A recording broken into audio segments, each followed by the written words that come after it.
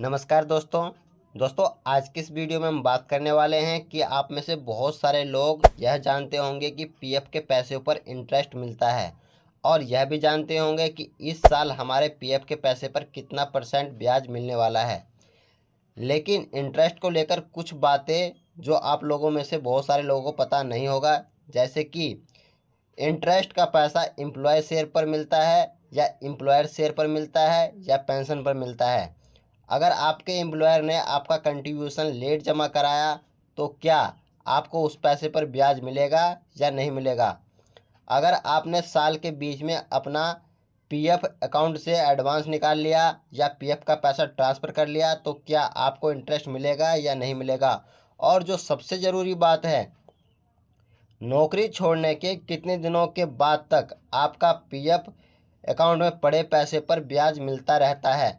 दोस्तों, PF interest को लेकर जो भी आपके मन में कन्फ्यूजन है वह सभी कन्फ्यूजन आज इस वीडियो के माध्यम से मैं दूर करने वाला हूं, तो वीडियो को लास्ट तक ज़रूर देखिएगा। और दोस्तों, अगर आप लोग हमारे चैनल पर नए हैं और अब तक हमारे चैनल को सब्सक्राइब नहीं किया है तो चैनल को सब्सक्राइब जरूर कर लीजिएगा और साथ में बेल आइकन के बटन को दबाकर ऑन ज़रूर कर लीजिएगा, ताकि दोस्तों ईपीएफओ से रिलेटेड जब भी कोई नया वीडियो हम अपने चैनल पर अपलोड करें तो उसका नोटिफिकेशन सबसे पहले आप लोगों तक पहुंच सके। दोस्तों, सबसे पहले आप लोगों को पीएफ पासबुक वाले पोर्टल पर लॉगिन हो जाना है। लॉगिन होने के बाद पासबुक वाले ऑप्शन पर क्लिक करेंगे और पासबुक ओपन कर लेंगे। लेकिन दोस्तों, सबसे पहले हम जान लेते हैं कि पीएफ का इंटरेस्ट कौन डिसाइड करता है। तो दोस्तों, पीएफ का इंटरेस्ट रेट पीएफ का बोर्ड सीबीटी की मीटिंग में हर साल डिसाइड करता है, लेकिन केवल डिसाइड किया जाता है, फाइनल डिसीजन नहीं लिया जाता। एक बार जब पीएफ बोर्ड इंटरेस्ट डिसाइड करता है तो उसके बाद उसे फाइनेंस मिनिस्टर के पास भेजा जाता है और फाइनेंस मिनिस्टर के अप्रूवल मिलने के बाद फाइनेंस मिनिस्टर द्वारा एक लेटर जारी किया जाता है, ईपीएफओ को भेजा जाता है। उसके बाद ईपीएफओ के द्वारा सर्कुलर जारी किया जाता है और सभी पीएफ ऑफिस को वह सर्कुलर भेजा जाता है कि इस साल पीएफ का ये इंटरेस्ट रेट है और इस रेट से आप लोगों को ब्याज का पैसा देना है। अब चलिए दोस्तों, बात करते हैं कि पीएफ के किन पैसों पर ब्याज मिलता है। तो दोस्तों, कभी भी आप लोगों को पीएफ का ब्याज एम्प्लॉय शेयर और एम्प्लॉयर शेयर पर मिलता है, यानी कि आपकी सैलरी जो बनती है उस सैलरी का 12% काट कर पीएफ में जमा किया जाता है, उस पर ब्याज मिलता है। और कंपनी जो 12% जमा करती है उसमें से 3.67 एम्प्लॉयर शेयर में जमा होता है, उन पैसों पर ब्याज मिलता है। 8.33% पेंशन में जमा किया जाता है, उन पैसों पर ब्याज नहीं मिलता, यानी कि पेंशन के पैसों पर ब्याज नहीं मिलता, जैसे कि आप पासबुक में देख भी सकते हैं।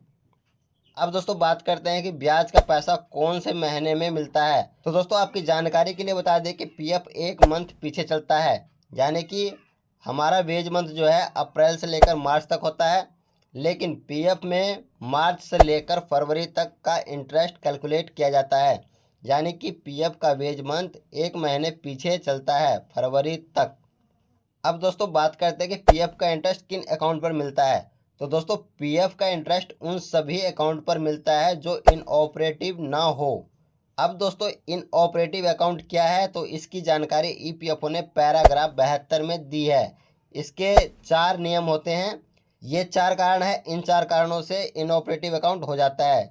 यानी कि अगर कोई कर्मचारी 55 साल के होने के बाद नौकरी से रिटायर होता है, अगर सब्सक्राइबर विदेश चला जाता है, अगर ईपीएफ मेंबर की मौत हो जाती है, अगर नौकरी इस्तीफा देने के बाद वह पीएफ से पैसा निकालने का पात्र हो जाने की तारीख से 36 महीने के भीतर सेटलमेंट नहीं करता है तो उन्हें 36 महीने के बाद इंटरेस्ट नहीं मिलता है।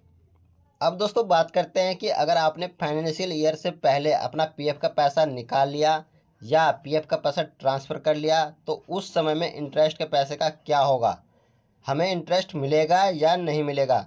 तो दोस्तों, आपको बता दें कि अगर आपने फाइनेंशियल ईयर से पहले पीएफ का पैसा विड्रॉवल कर लिया या ट्रांसफ़र कर लिया तो आपको उस टाइम तक का पूरा इंटरेस्ट ईपीएफओ दे देता है।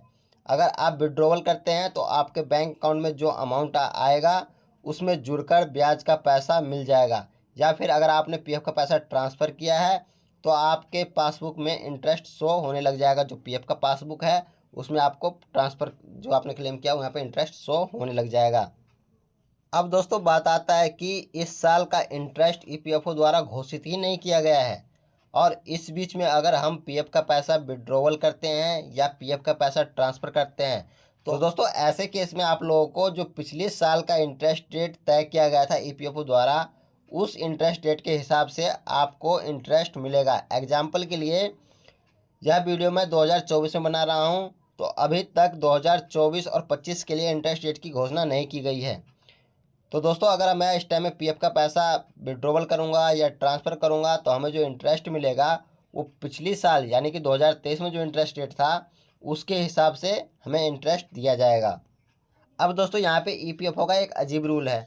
अगर आपने किसी भी महीने में 25 तारीख से पहले पीएफ का पैसा विड्रॉवल कर लिया तो आप लोगों को उस महीने का इंटरेस्ट नहीं मिलेगा, और अगर आप लोग पीएफ पैसा निकालते हैं और 25 तारीख के बाद निकालते हैं तो आपको उस महीने का पूरा ब्याज मिलेगा। दोस्तों इतना ही नहीं, अगर आप लोग एडवांस के रूप में पीएफ का पैसा निकालते हैं, चाहे आप लोग 25 तारीख के बाद ही क्यों नहीं निकालते हैं, तो आप लोगों का जो पीएफ में एडवांस के रूप में जो पैसा निकालेंगे उन पैसों पर ब्याज नहीं मिलेगा। मान लीजिए आपका पीएफ का अमाउंट 1,00,000 रुपये था और आप लोगों ने एडवांस के रूप में 40,000 रुपये निकाल लिया, तो आपके द्वारा निकाले गए 40,000 रुपये पर इंटरेस्ट नहीं मिलेगा, चाहे आप इसे कभी भी निकालें। अब दोस्तों बात करते हैं कि यदि आपके एम्प्लॉयर ने आपका पीएफ पैसा जमा नहीं कराया या जमा कराया तो लेट से जमा कराया, तो ऐसे में हमारे इंटरेस्ट का क्या होगा। तो दोस्तों आपको बता दें कि अगर आपके एम्प्लॉयर ने अभी तक पीएफ का पैसा जमा नहीं कराया, चाहे चालान बना लिया हो, फिर भी आपको इंटरेस्ट नहीं मिलेगा, क्योंकि आपको पता ही होगा कि ईपीएफओ में चालान बनाने के बाद उस चालान को कैंसिल भी किया जा सकता है। लेकिन मान लीजिए कि आपके एम्प्लॉयर ने देर से जमा कराया, 2 साल 3 साल लेट जमा कराया, मान लीजिए 2021 का पैसा था और आपके एम्प्लॉयर ने वो पैसा अभी जमा कराया, तो आप लोगों को 2021 से अभी तक का पूरा ब्याज मिलेगा। क्योंकि दोस्तों अगर एम्प्लॉयर लेट से पैसा जमा करता है तो ईपीएफओ उसे लेट से जमा करने के लिए पेनल्टी लेता है और फिर आपका पीएफ अमाउंट पीएफ अकाउंट में इंटरेस्ट क्रेडिट कर दिया जाता है। तो दोस्तों ये थी पीएफ इंटरेस्ट को लेकर कुछ इंटरेस्टिंग जानकारी। अगर आप लोग को कुछ जानकारी अच्छी लगी हो तो वीडियो को लाइक कीजिएगा, चैनल को सब्सक्राइब कीजिएगा और दोस्तों के साथ शेयर जरूर कीजिएगा। मिलते हैं नेक्स्ट वीडियो में, तब तक के लिए धन्यवाद।